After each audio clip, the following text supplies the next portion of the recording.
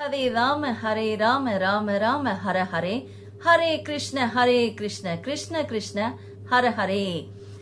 அத்தியாயம் 2 பதம் 26 பகவான் இங்கே அற்புதமான ஒரு கருத்தை நமக்காக கூறுகின்றார் பாருங்கள். நம்முடைய மனதை நம்மால் அடக்க முடியுமா? அது மிகப்பெரிய சவால் தானே. நாம் என்ன வேண்டும் இல்லையா? மனதை அடக்குவது என்பது அவ்வளவு எளிமையான ஒன்றல்ல. ஆனால் பகவான் கூறுகிறார் அது நம்மால் நிச்சயமாக முடியும் என்கிறார். அது எப்படி என்ற தேடல் நமக்குள் இருந்து கொண்டே இருக்கும் இல்லையா?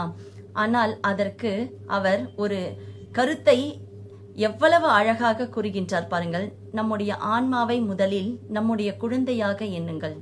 நம்முடைய குழந்தைகளை நாம் நிச்சயமாக துன்புறுத்த மாட்டோம் இல்லையா? அவர்கள் வருத்தப்பட வேண்டும் என்று எண்ணுவோமா? இல்லை.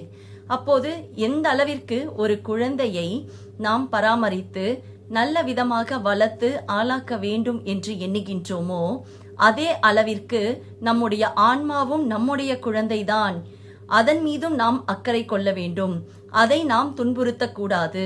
அதற்கு எந்த வழிகளையும் தரக்கூடாது. மற்றவர்கள் அந்த ஆன்மாவிற்கு வழியை கொடுக்க எண்ணினாலும் அது நம்மிடமிருந்து மட்டும்தான் அது செல்லுமே தவிர மற்றவரிடமிருந்து செல்வது அல்ல என்பதை புரிந்து கொள்ளுங்கள். அந்த ஆன்மாவிற்கு நம்முடைய எண்ணங்களும் நம்முடைய சிந்தனைகளும் தான் வழியை தருமே தவிர அடுத்தவர் சொல்லக்கூடிய கருத்திற்கு எப்போதுமே நீங்கள் செவி சாய்க்காதீர்கள். அப்போது நம்முடைய எண்ணங்களை நம்முடைய கருத்துக்களை நாம் அறிவுபூர்வமாக சிந்தித்து அது நம்முடைய ஆன்மாவுடன் இணைத்து எப்போதுமே மகிழ்ச்சியாக வைத்துக் கொள்ள வேண்டும் என்பதுதான் இறைவனின் நம்முடைய பகவானின் ஆசையும் கூட. ஆம் என் அன்பு மக்களே, நாமும் எப்போதுமே பகவான் நமக்கு என்ன சொல்கின்றாரோ அதையே நாம் கடைபிடிப்போம். மீண்டும் அடுத்த பதத்தில் சந்திப்போம்.